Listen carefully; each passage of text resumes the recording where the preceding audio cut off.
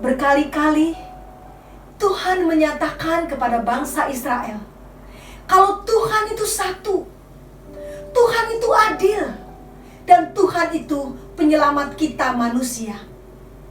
Karena itu, sebagai pasutri, marilah kita belajar dari Tuhan untuk tetap satu, untuk saling bersikap adil, dan untuk terus mengandalkan Tuhan dalam setiap masalah yang kita hadapi. Karena Tuhan adalah penyelamat kita.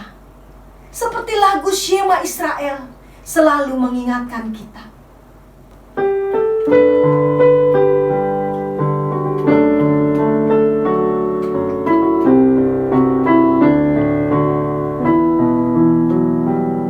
Shema Israel, Shema Israel, Adonai Eloheinu. Shema Israel, Shema Israel, Adonai Eloheinu. Adonai Echad, Adonai Sidkeinu, Adonai Yesuateinu. Adonai Echad, Adonai Sidkeinu, Adonai Yesuateinu.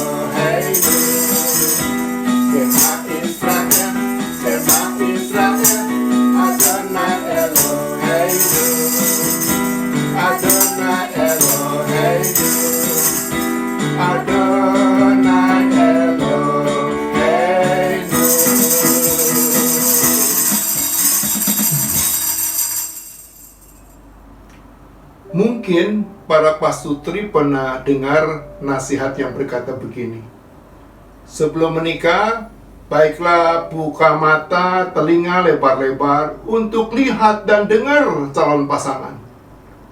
Tapi sesudah menikah, baiklah tutup mata, tutup telinga rapat-rapat untuk lihat dan dengar pasangan. Saya memahami arti nasihat itu begini: sebelum menikah, setiap orang Kristen masih boleh tolak, tidak terima calon pasangan, masih boleh cari pasangan atau calon pasangan yang lain. Tetapi sesudah menikah, setiap orang Kristen hanya bisa terima, tidak boleh tolak lagi pasangannya. Tidak boleh lagi cari pasangan yang lain. Seperti kata Yesus, apa yang telah dipersatukan Allah, yaitu suami istri, tidak boleh diceraikan manusia. Manusia siapa? Manusia siapapun, entah suami, entah istri, entah orang ketiga, tidak pernah boleh jadi penyebab suami istri saling tolak pasangannya atau saling tolak satu sama lain.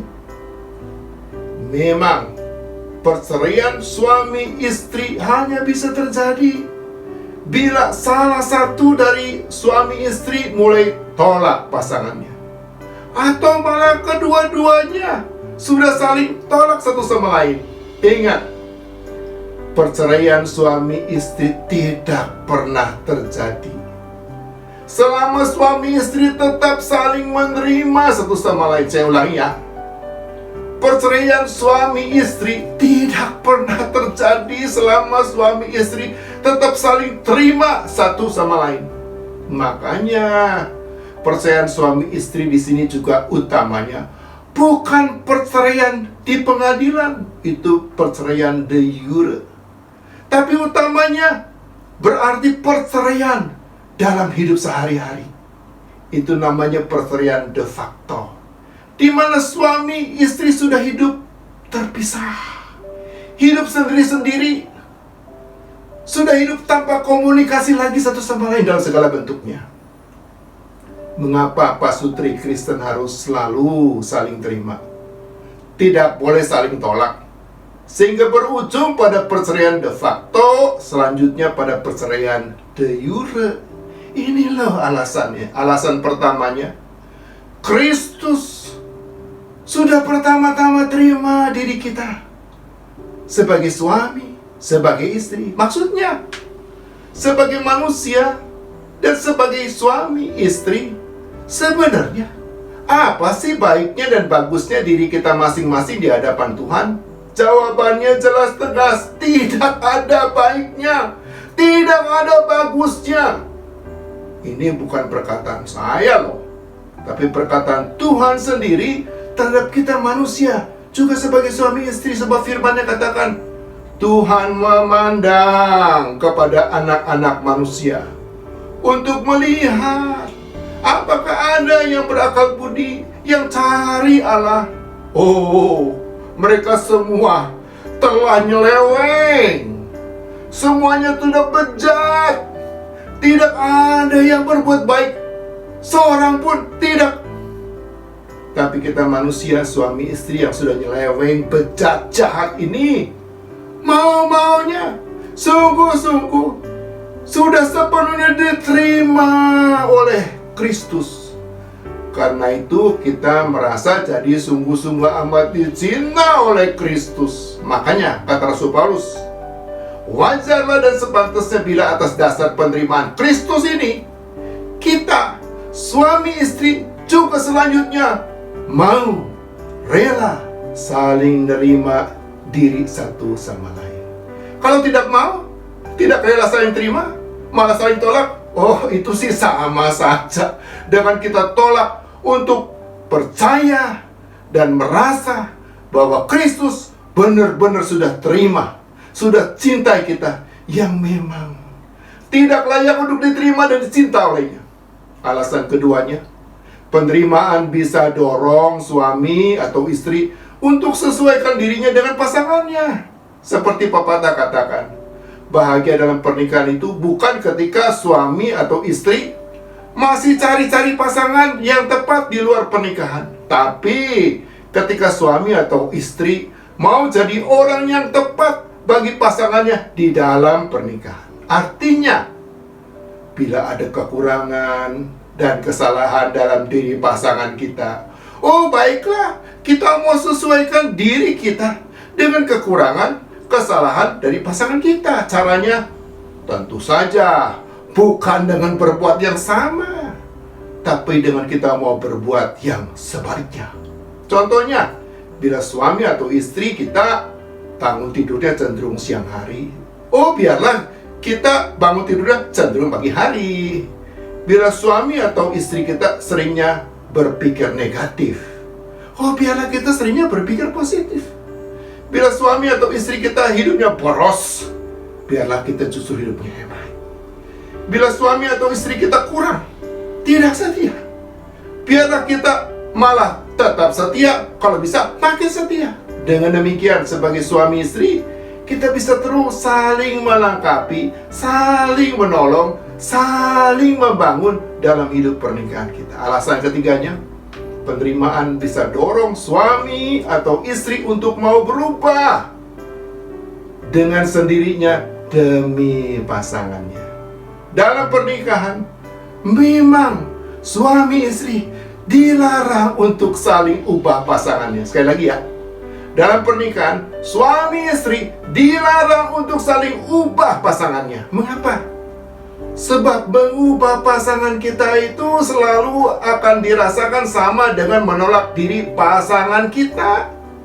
Padahal pasangan yang dirinya kita tolak akan merasa dirinya tidak sepenuhnya dicinta. Karena merasa tidak sepenuhnya dicinta, pasangan kita bisa merasa sakit hatinya. Dan hati pasangan yang sakit hanya bisa sakiti hati kita juga, caranya banyak. Tapi diantaranya dengan sengaja ia nggak mau berubah. Supaya apa? Supaya hati kita sakit. Sebaliknya bila kita tak mau ubah pasangan kita, pasangan kita akan merasa diterima, dicinta sepenuhnya. Karena merasa sepenuhnya diterima dan dicinta, pasangan kita jadi bahagia hatinya. Pasangan kita yang bahagia hatinya hanya bisa bahagiakan kita juga. Caranya juga banyak, termasuk diantaranya dengan ubah dirinya demi bahagiakan hati kita. Contohnya ada kesaksian hidup sepasang suami istri. Mereka hampir cerai. Pasalnya istri merasa suami sudah ingkar janji kok. Suami pernah janji tak mau judi lagi, tapi ternyata masih terus judi. Suaminya juga jujur, dia sudah berusaha, tapi mengaku nggak bisa tinggalin judi. Jadi kalau istri tidak bisa terima dirinya apa adanya, ya cerai tidak bisa dihindari. Apa yang dilakukan oleh istri? Istri terima suaminya yang suka judi. Ia malah temani suami setiap kali ia judi. Ia tunggu di mobil, ia siapin makanan, minuman, obat supaya suaminya tetap sehat. Kalau pulang pagi habis judi, lama-lama suaminya nggak tega hati lihat istrinya setia, sabar, selalu tunggu dirinya di mobil. Sementara dia bisa jam-jaman main judi. Satu hari suaminya katakan kepada istrinya, "Istriku, seperti engkau sudah terima, cintai, dan bahagiakan hatiku, aku juga mau terima, cintai, dan bahagiakan hatimu. Aku sudah mantap putusin. Aku benar-benar tidak akan judi lagi demi engkau." Apakah sebagai suami istri kita mau hidup berbahagia dalam pernikahan?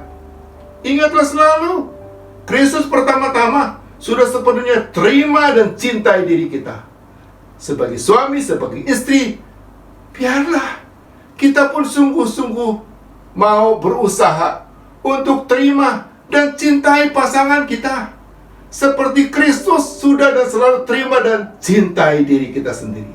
Seiring dengan itu, sesuaikanlah diri kita dengan kekurangan dan kesalahan pasangan kita. Nanti lihatlah, biarpun kita tidak mau ubah dirinya, pasangan kita yang merasa diterima, dicinta, berbahagia, selalu bisa dan mau dengan sendirinya ubah dirinya demi bahagiakan diri kita juga. Para pasutri, selama saling menerima, jangan pernah saling menolak, supaya selalu bisa hidup berbahagia.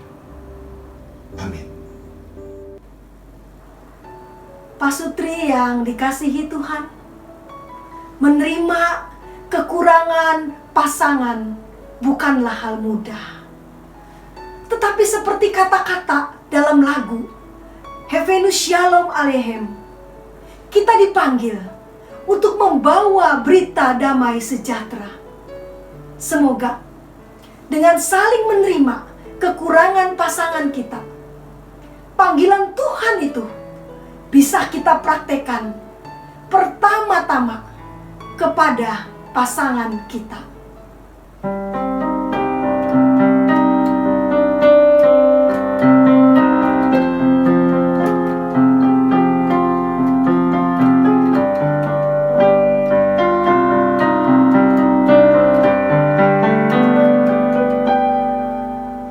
Havenu Shalom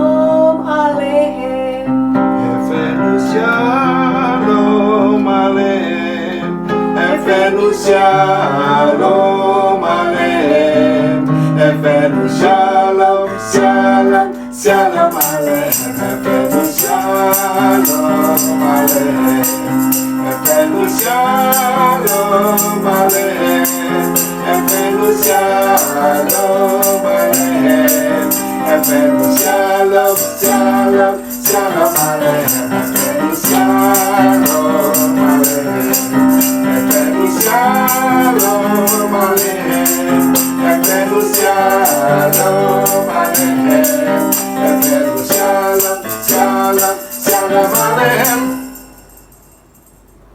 Sampai bertemu lagi dalam acara Kasur Online episode berikutnya. Shalom Aleichem.